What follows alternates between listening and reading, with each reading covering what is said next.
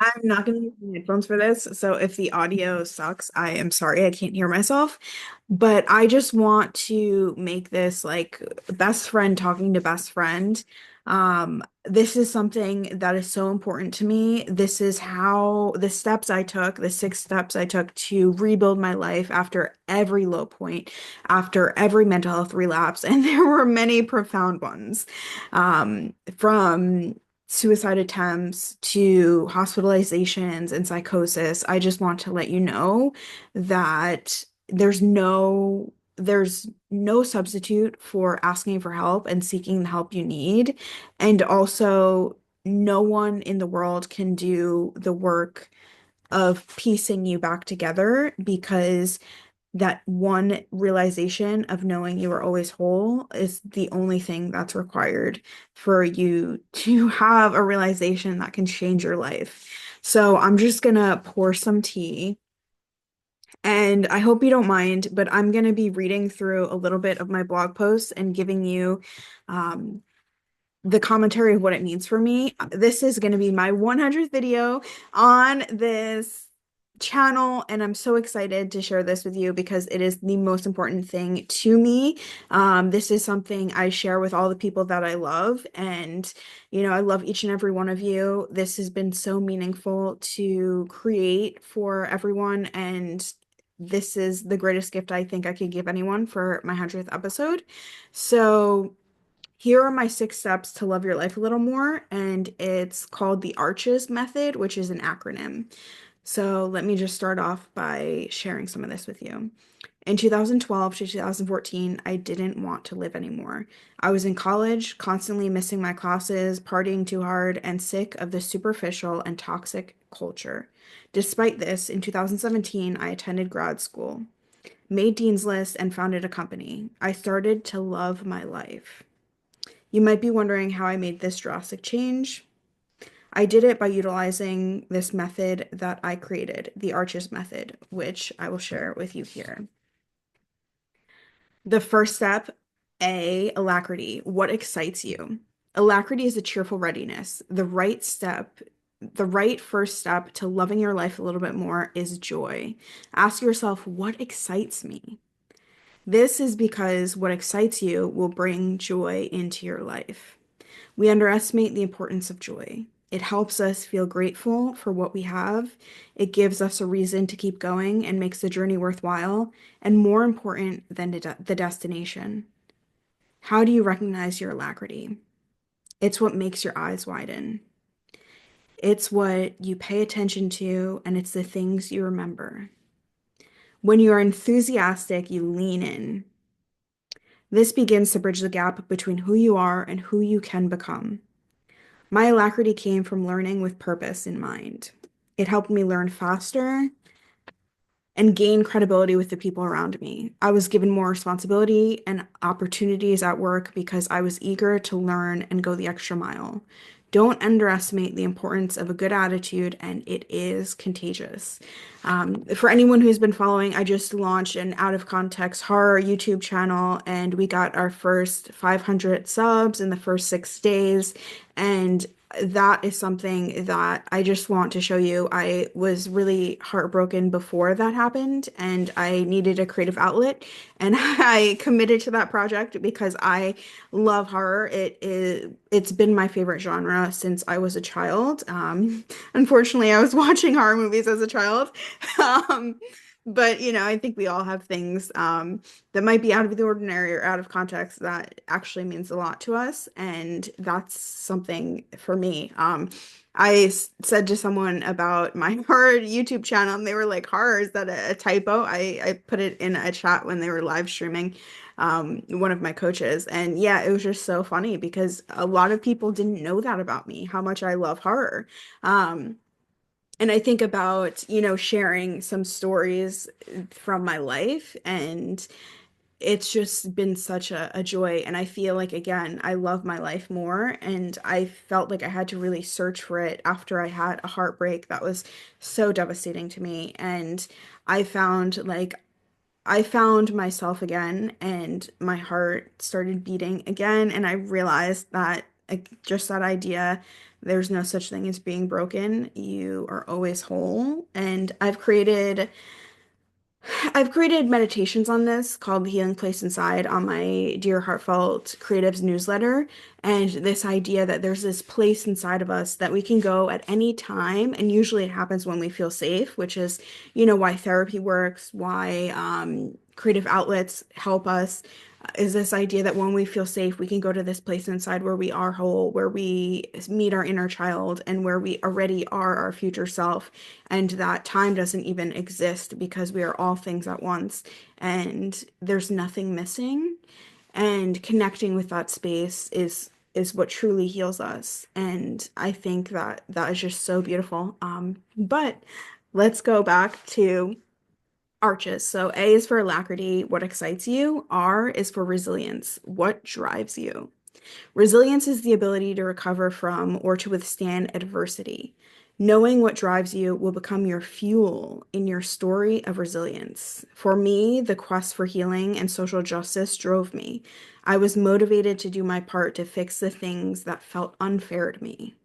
This is why I chose to get my master's in social work. The emphasis on human rights and social justice gave me a reason to keep going, even if I had previously felt there was no reason to keep going when I was suicidal.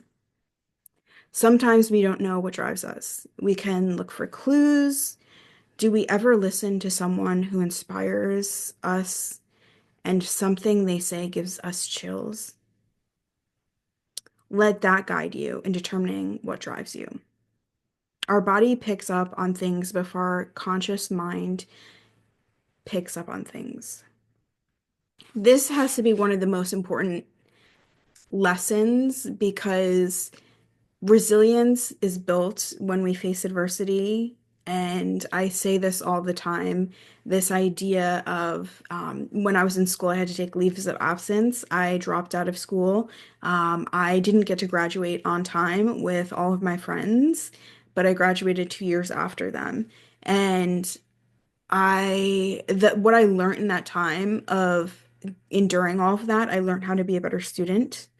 I learned how to be more responsible, and the momentum I had from facing that adversity helped me go further faster. And it's like a bow and arrow. When you pull back, the further back you feel, and the further back you go, the faster you go, and the farther you go.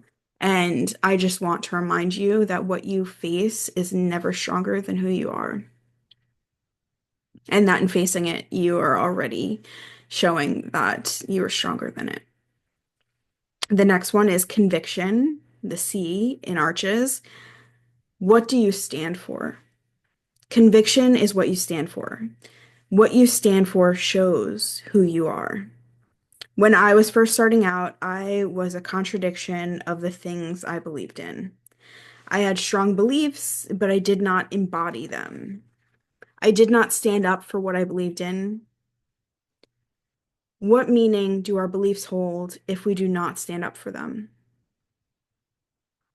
And how can we ever love our own lives if we are not embodying our values? For me, having conviction changed how I showed up in the world. It's how I earned credibility with myself and how I gained my own self-respect. If there's one thing that can immediately make you love your life a little bit more, it's having conviction.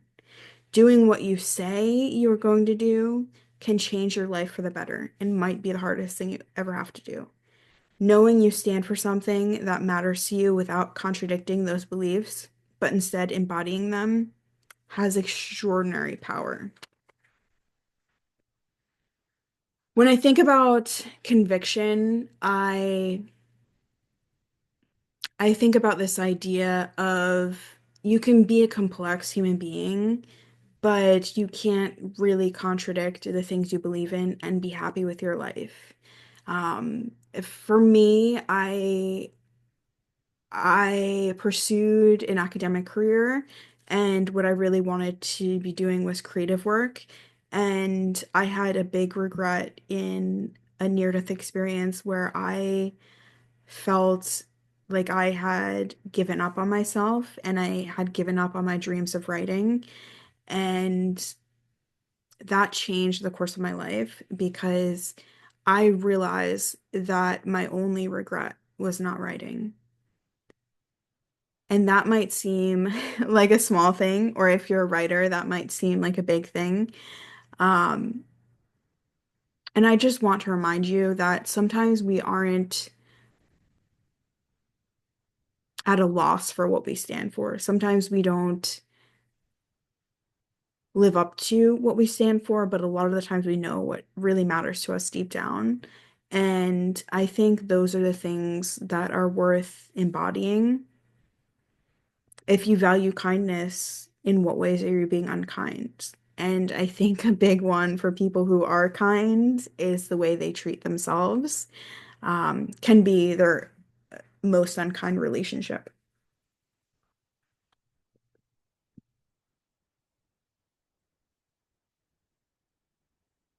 So I think you can sit with that a little bit and ask yourself, what are those things that you feel convicted in? And are you embodying the values that you have? Or how can you? And that one probably probably is the most empowering because a lot of the times I think we're so fearful to say what we really believe, and that is how we repel the people who are not meant to be in our lives, and that is how we attract the people that are really our soul family. And that's not a small thing. The H in Arches is for heart, what matters to you. The most important part of loving your life is living a life that matters to you. Perhaps a simple concept, but complicated in practice. It becomes complicated when we value other people's opinions more than our own inner voice. It can happen when we put our relationship before our own well-being. We can even lose sight of what matters to us as we try to provide for our basic needs. A common thing I see as a creativity coach is people waiting for retirement, their kids to turn 18, to graduate, to find a partner, to gain confidence to live a life that matters to them.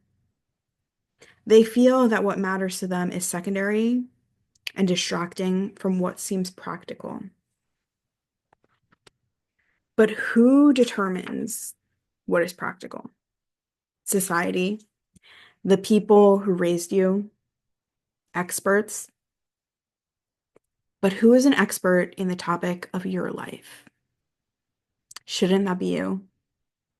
Isn't that you? The problem with waiting to live a life of meaning is that we take for granted the things that do currently matter to us, waiting for that perfect moment when we can pursue our dreams.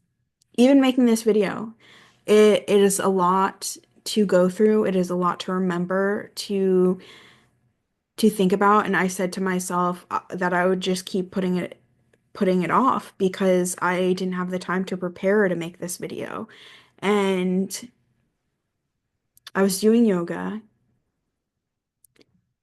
The yoga instructor, Brian Kest, on the video just said, make yourself some tea. And I thought to myself, if I had tea right now, who would I want to have a conversation with? And there's no one else I want to have a conversation with right now than you.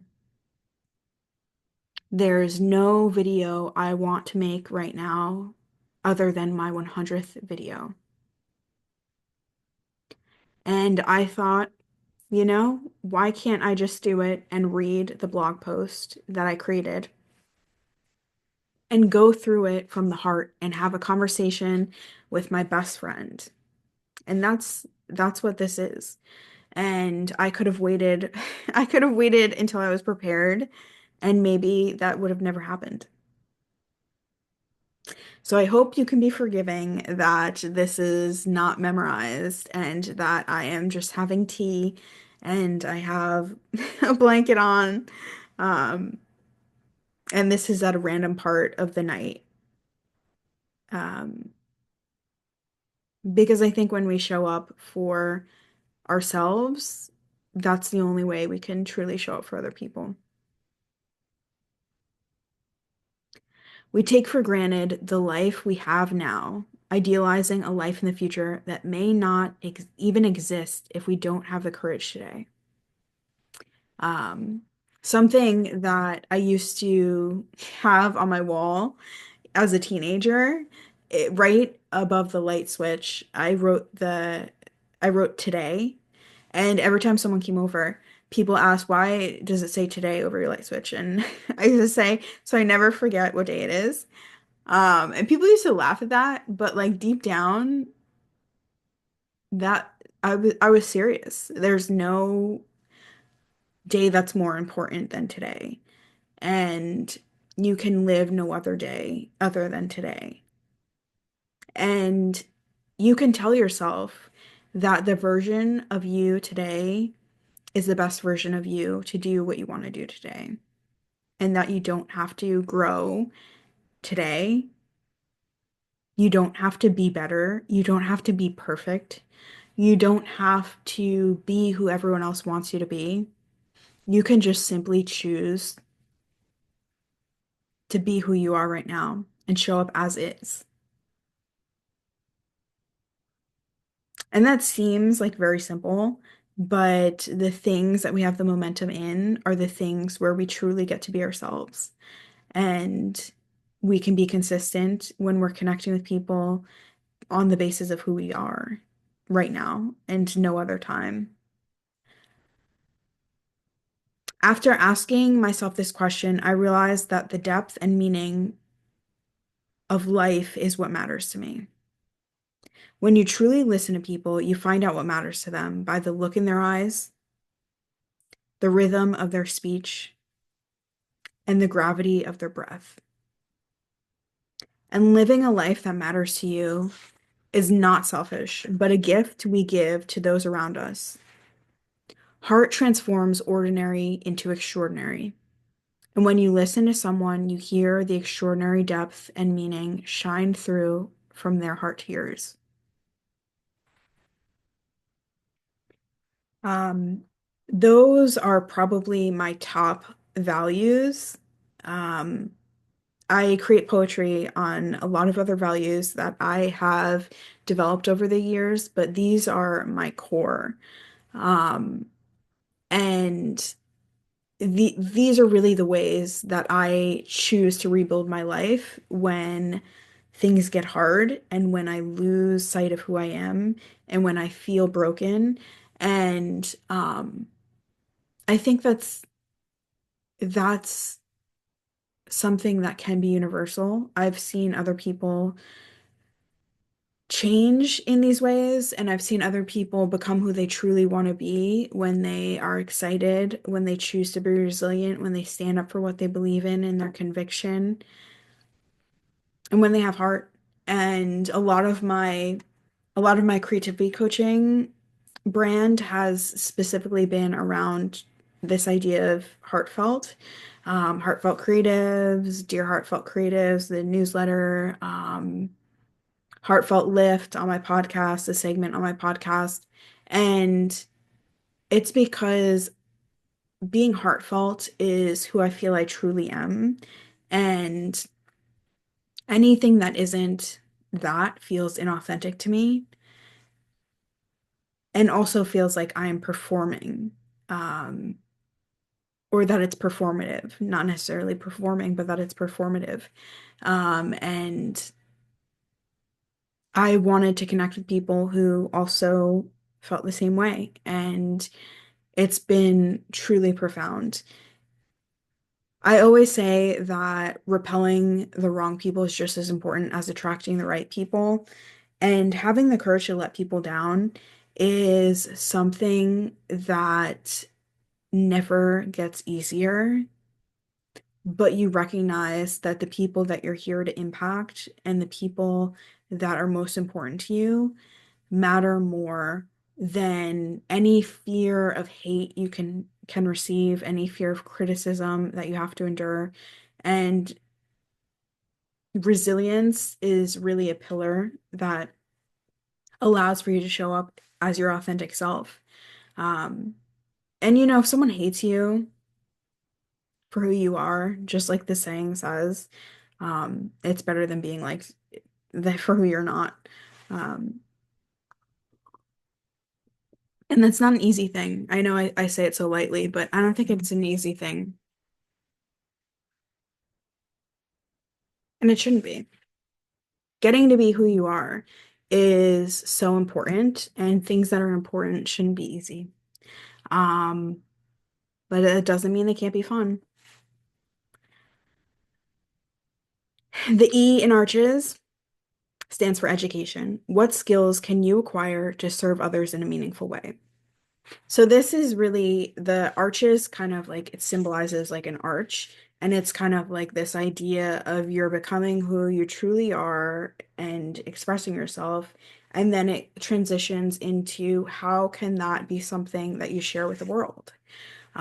So this is really kind of like the arch where it's like, what do you share with the world? So what skills can you acquire to serve others in a meaningful way?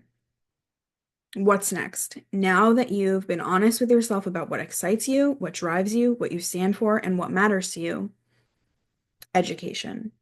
I'd like to introduce you to the concept of a growth mindset brought forth by Carol Dweck in her book Mindset.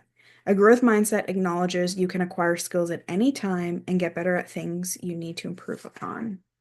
Ask yourself, what skills can I acquire to serve others in a meaningful way? Consider skills you have acquired in the past that you serve with in a meaningful way. Did you at one point not know how to do that? I'm sure you didn't because we don't start off knowing everything. We only learn and get better through time and practice. Again, think back to what excites you. How could you learn about the things that excite you? The things that matter to you? The things that you stand for? This might start with a simple Google, TikTok, or YouTube search. You can advance by getting an online course or a coach. Many coaches and online teachers offer free content to educate their audience. Who could you follow to learn more? This is something that I do all the time, and just because something is free on the internet does not mean that it's not valuable. I think a lot of the times we see content as junk and trash, but there are a lot of really incredible people creating content that has the power for us to change our perspective, to change our lives, to transform in ways that matter the most to us. And just because everyone's creating content, it can feel oversaturated. It can feel again like people are just putting out trash, and some people are. But look for people that inspire you. Look for people that make you feel more knowledgeable, that make you feel like you're not stuck in any situation in your life, because you're not. The first step is having the belief that you can learn. Then it's important to learn something worthwhile. Finally, the last step is serving with what you learn. This is the last step because it is the most rewarding. This is what makes the difference between the life you love and the life you live.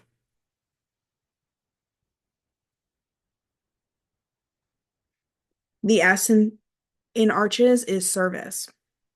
How can you help others in a meaningful way?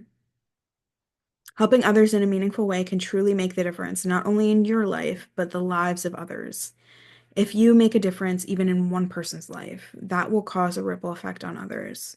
Serving one person through teaching, coaching, or in whatever way matters to you will ripple when that one person is inspired to share it with others. People will especially share what you have taught them with others when it is exceptional.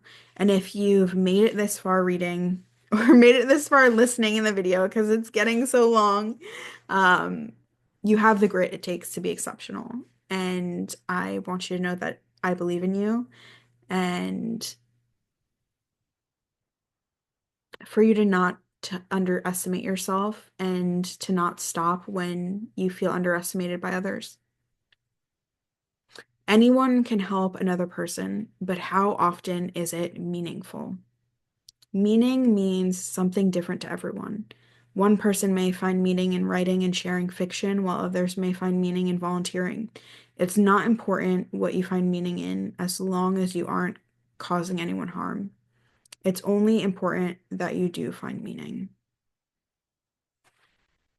So, putting it all together, ask yourself if what excites you, what drives you, what you stand for, and what matters to you are all aligned with your long-term and short-term goals.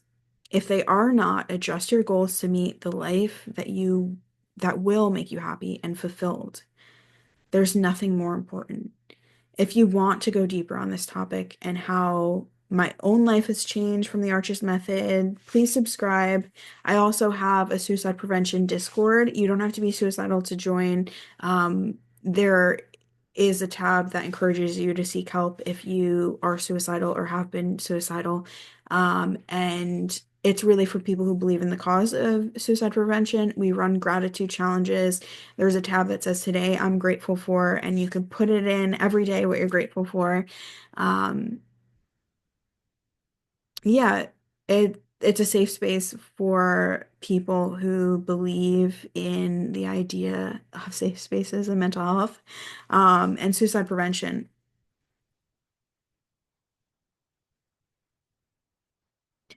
Thank you for sipping tea with me. Um, I would appreciate, any comments you have, leave a comment.